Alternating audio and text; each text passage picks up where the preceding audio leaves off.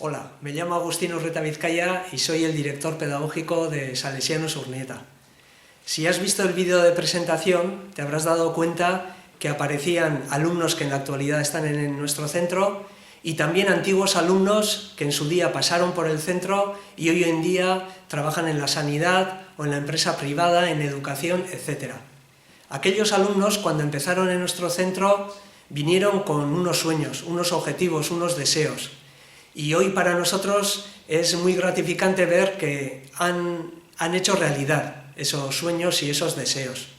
Bien, lo que queremos hacer con vosotros es eso. Seguro que vosotros también tenéis una serie de sueños, objetivos en la vida y lo que queremos es ayudaros a que esos deseos se hagan realidad.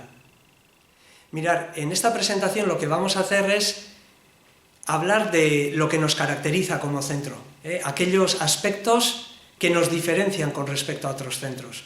Y entre otros yo os voy a mencionar 5 aspectos. El primero de ellos es el proyecto educativo. Y para ello le voy a pedir al director titular del centro, José Luis Pinedo, que os presente las líneas maestras de ese proyecto educativo.